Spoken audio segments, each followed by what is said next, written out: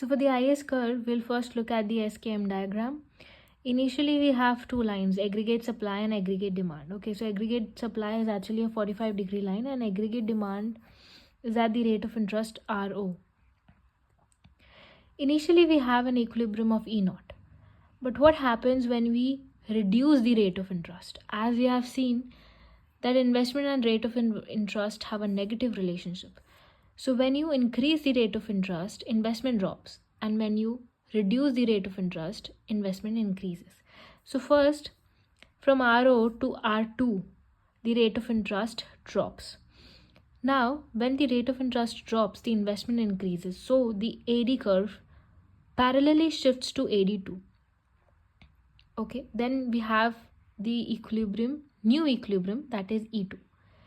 Now what happens when the rate of interest actually increases? So from RO to R1, if the rate of interest increases, we see that the aggregate demand parallelly shifts downwards to AD1, okay, with E1 as a new equilibrium.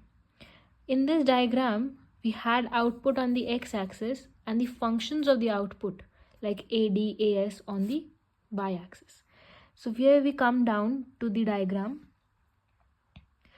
Here is the output again and here is the rate of interest. Okay, so here we see that when we drag these points down from E0 with the initial equilibrium to E2 and E1, and when we draw a line joining these 3 points, we get the IS curve.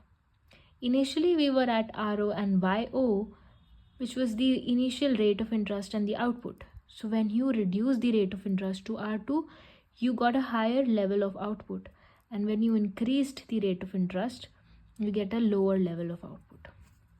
Now with the equations, if we see, so from this output equals to the AD equation, we can actually come to this level step by step.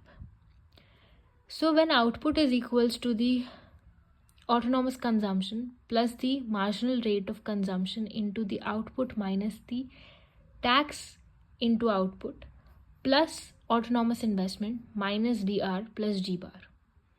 Okay, for the simple calculations, we just ignore the TY, which is we say that there is no tax in the economy right now. So we get this equation, a simple equation. Now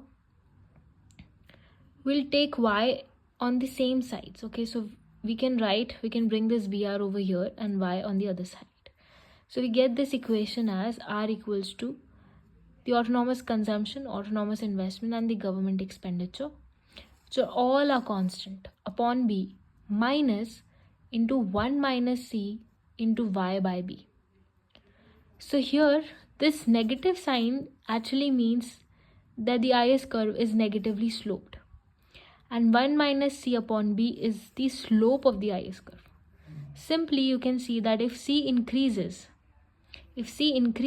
1 minus C will drop, so the slope becomes smaller and IS becomes flatter. Or you can see it in another way, that the marginal propensity to consume, if it increases, the marginal propensity to save will decrease, as 1 minus C is nothing but marginal propensity to save. So 1 minus C upon B will reduce, okay? So the IS will be more flatter. You can see this by a diagram. So ISO, which is the initial IS curve with output on x-axis and R, the rate of interest on the y-axis. So if you increase the C, then IS shift to IS1, which is a flatter curve.